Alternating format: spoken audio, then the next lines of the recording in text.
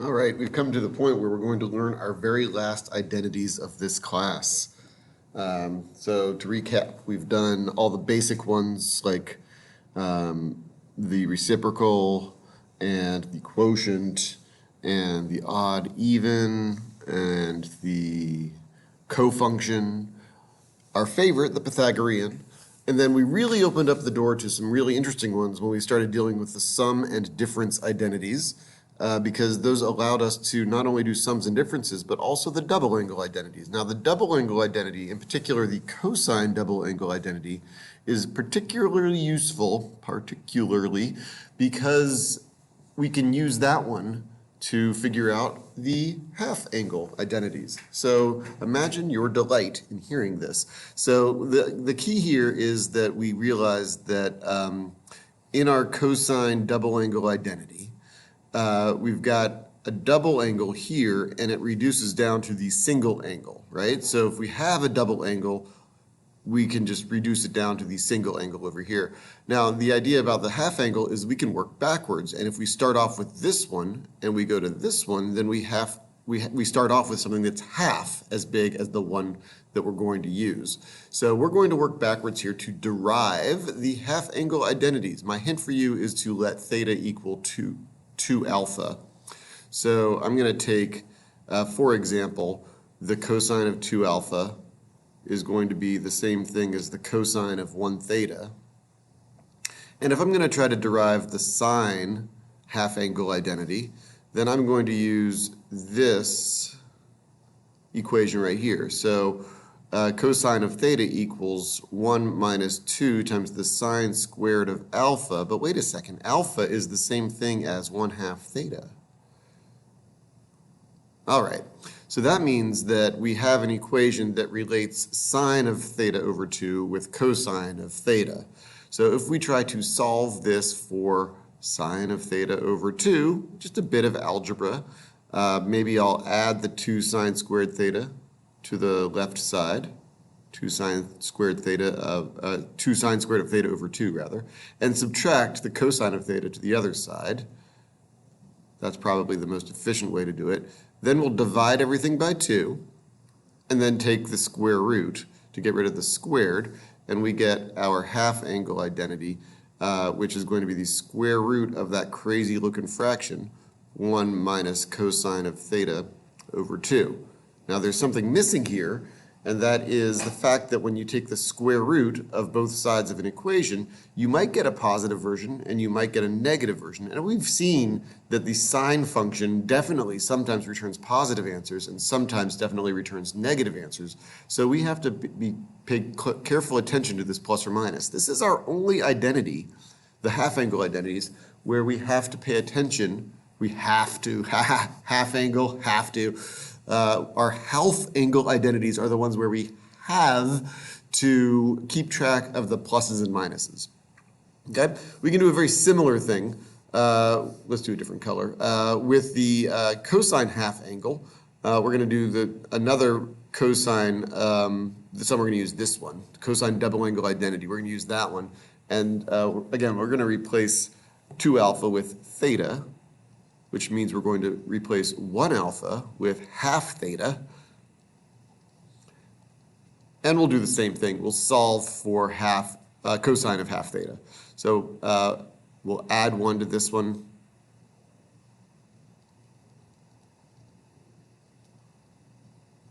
And then we'll divide by 2. And doing so gets us cosine squared of half theta, so we'll take the square root of both sides of the equation, which means we want to remember that plus or minus again.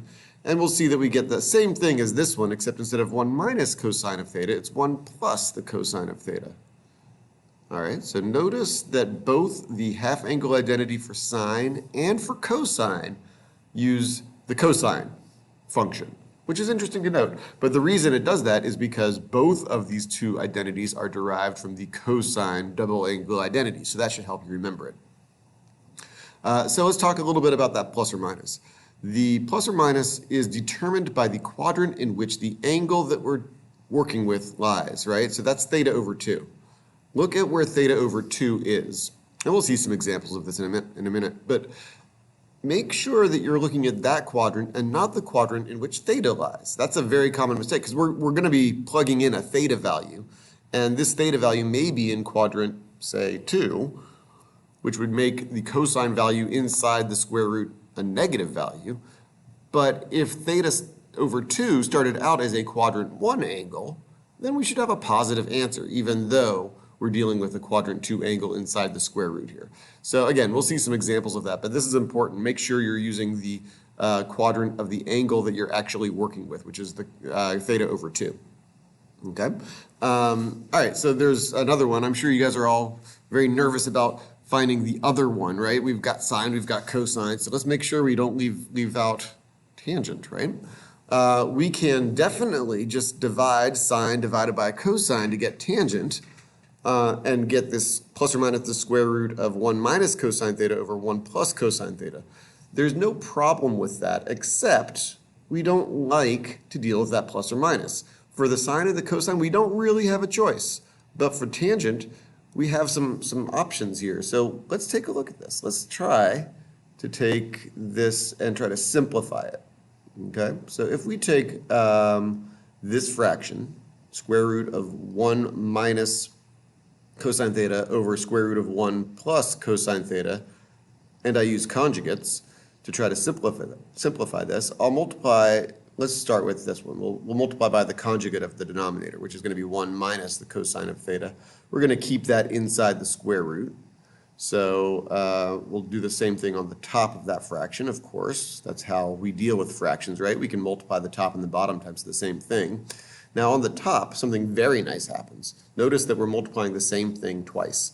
So inside the square root. So that means that we have 1 minus cosine squared that we're going to take the square root of. So squares and square roots take care of each other, right? Great. So that's a nice numerator. Now the denominator is going to be the square root of, well, when you multiply by the conjugates, you get 1 minus cosine squared of theta. But I see my favorite identity hiding in there. This is the Pythagorean identity. That 1 minus cosine squared of theta is the same thing as the sine squared of theta. And if I'm taking the square root of the sine squared of theta, I'm going to get sine of theta. Now, what's so great about this? Well, I'll tell you. We don't have to worry about the plus or minus because sometimes this fraction will be negative. In fact, it will be negative when theta over 2 is in quadrants 2 or 4, exactly what we would want.